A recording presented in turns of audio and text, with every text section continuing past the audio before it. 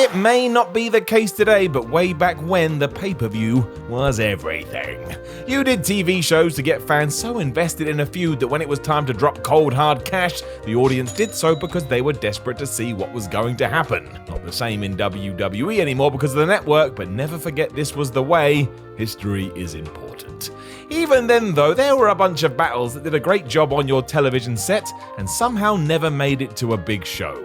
I didn't say the big show, that wouldn't make any sense, although with that said, nor did these. I mean, how could you have two guys kicking the crap out of each other to such a degree and then not pay it off in the most successful of ways? Baffling. But I'm Simon from What Culture, and this is 10 great WWE feuds that never had a pay-per-view match. Number 10, Eddie Guerrero versus Steve Austin. There was absolutely a plan to do a Steve Austin-Eddie Guerrero feud. Not only did they have a few matches on SmackDown in 2000, but when 2002 rolled around, the idea was Latino Heat versus the Rattlesnake. Austin needed new opponents, Eddie was great, so why the hell not? Well, this one is easy. It's because Steve took his ball and, as WWE would say, went home. Creatively and physically burned out, these two had been programmed together for a couple of weeks before Austin decided that he wasn't being booked properly and walked out of an episode of Raw saying he was done. He of course would return months later, but by then this was all forgotten about. Guerrero was more interested in kicking the ass of Ric Flair. The real shame is that this would have been so good, even better because it was coming off the bizarre feud between Austin and Scott Hall. It likely would have resulted in some great pay-per-view matches, but alas, it wasn't meant to be. Number 9, the Legion of Doom versus Demolition. This one really did suck. When the Road Warriors joined the then WWF in the mid-90s, fans lost it because now we could finally see the newly named Legion of Doom versus Demolition.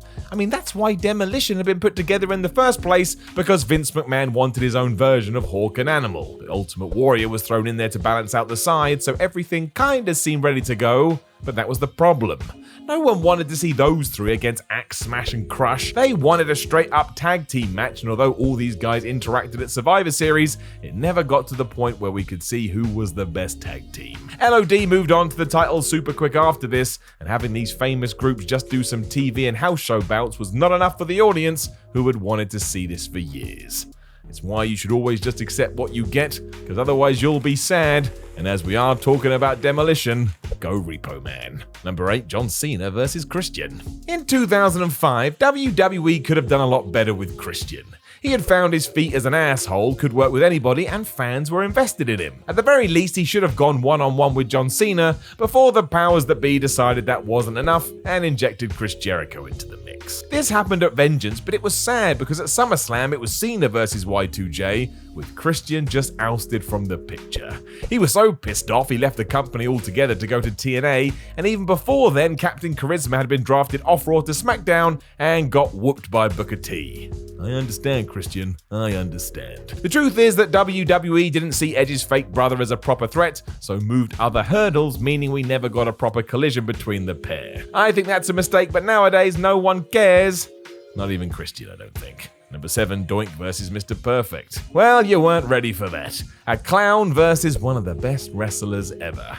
However, if you do zoom back to 1993, WWF not taking this further has to be seen as a missed opportunity, because they were having crazy good matches in May of that year on Raw and Wrestling Challenge. This was great for Doink too, because we just proved he was more than a gimmick. You can't say management didn't have some belief in him either, as he went to 2 time limit draws with Perfect until Mr. won the 3rd. It gave Doink a lot of credibility, and you could have done another on pay-per-view, especially because Perfect went on to fight for the IC title, whereas Doink was a substitute for Jerry Lawler against Bret Hart. And it's not the worst positions to be in, of course, but for Doink especially, the exit door was waiting around the corner, and he was about to walk through it. Number 6, Chris Jericho versus The Undertaker. I do, and yet your brain is lying to you. Chris Jericho and The Undertaker never had a one-on-one match on pay-per-view, which is doubly confusing when you remember that after Y2J arrived in the company, he looked the dead man right in the face and called him boring. Surely he should have faced the wrath of the Phenom, but no. Hop forward to years later when Jericho was far more established, and he was in the ring with Taker at Survivor Series 2009. However, the Big Show was there too to make it a triple threat match, but saying that doesn't really tell the story. Show and Chris were also the best of friends, so it was essentially a handicap bout. I think a singles affair would have been more satisfying. You can still see them go at it on TV though, as they had a few matches between 2008 and 2009. This almost changed in 2018 when Jericho was the replacement for Rusev at the Greatest Royal Rumble pay-per-view, but then the Bulgarian Brute was just inserted back into the mix.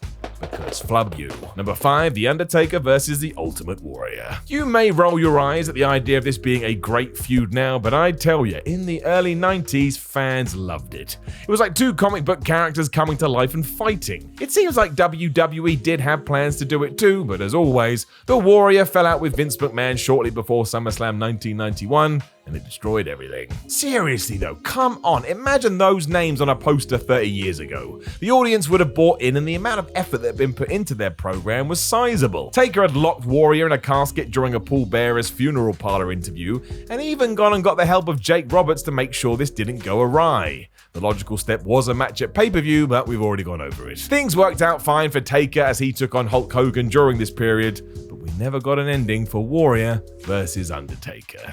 This was a shame, even if the match may have been a little bit nuts. Number 4, Daniel Bryan versus Shawn Michaels. Teacher versus student, student versus teacher. It's a story as old as time itself, which is not true because that doesn't make any sense. And talking of things making no sense, that was also true with WWE because they seemed to be all ready for this in 2013 when HBK smashed Daniel Bryan with Sweet Chin Music during Hell in a Cell. That cost Bryan the WWE title, and 24 hours later, they even went head-to-head on Raw. If this wasn't for a match, what the hell were we doing? It escalated as Daniel refused to shake Michaels' hand for obvious reasons, and instead put him in a submission hold as referees desperately tried to stop him. They did not. It felt like it was leading to something huge, but then Shawn vanished. He would return fighting-wise in 2018 in that bizarre tag match in Saudi Arabia, but why didn't we do something here? 7 years ago, Bryan was in his prime and Michaels could have easily have gone. It made no sense and was just a big tease. WWE may as well have just slapped us all around the face. Number 3, Shawn Michaels versus Chris Benoit. If you want to see some technical wrestling, load up the WWE Network and find Michaels versus Benoit from Raw on the 16th of February or the 3rd of May in 2004. It's everything you think it would be, and most fans assumed it would eventually lead to a pay-per-view clash. Wrong again. Like other people in this list, WWE just wanted to do triple threat matches instead. Triple H was involved at WrestleMania 20 and Backlash the following month, and while they were great, it seemed strange that the Heartbreak Kid wouldn't ever tangle with Benoit on the biggest stage, mano a mano. It's not like HBK wasn't doing this with a lot of other wrestlers of a similar ilk at this time, bring in Kurt Angle and Chris Jericho for example, but for whatever reason, WWE didn't see the worth in taking this a step higher. Number 2, Hulk Hogan versus Ric Flair. No one got this back in 1992 and nobody flipping gets it now. Even though Vince McMahon had Ric Flair and Hulk Hogan, the two biggest stars in the world, under his roof, he decided that nobody wanted to see them clash at WrestleMania 8. Instead, we got Hogan versus Sid and Flair versus Savage, and I think there's more theories to this than whatever the hell happened at Area 51. Even Bruce Pritchard on his podcast couldn't explain why this idea was dropped, especially as they'd been working house shows constantly. We did get it later on when the Nature Boy and the Hulkster were both in WCW, but it doesn't make it any less baffling. Don't forget either that Flair had cost Hogan the WWF title at Survivor Series 1991 and had been saying the whole time that he was the real world's champion. But it didn't need a payoff at the Showcase of the Mortals apparently. Truly mad. Number 1, The Rock versus Shane McMahon. Weird one, right? But if you go back to the years 1999 to 2001, a regular occurrence was Shane McMahon getting some kind of belt or whatever and hitting The Rock in the face. The Great One would always then slam him with a rock bottom, and they were kind of feuding for years, yet they never made it to pay-per-view. This would have made sense if Shane wasn't having matches against everybody, but he was. He was also the manager of wrestlers taking on The Rock, Big Show, Booker T among others, and not once did someone go, well, why don't we put the young McMahon in there with the Brahma Bull?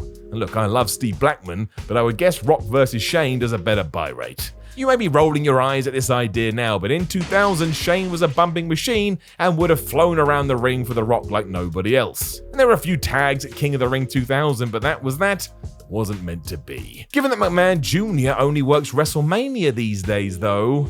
Actually, no, wait, forget that. Don't do it. Thanks. Know of any other great WWE feuds that never got a pay-per-view match? Make sure you let us know in the comments below, and don't forget to like, share, and subscribe. Then head over to whatculture.com and read yourself some articles. Follow What Culture on Twitter at WhatCultureWWE, and watch more videos here on What Culture Wrestling. My name is Simon from What Culture. I love you all, and I'll talk to you again soon.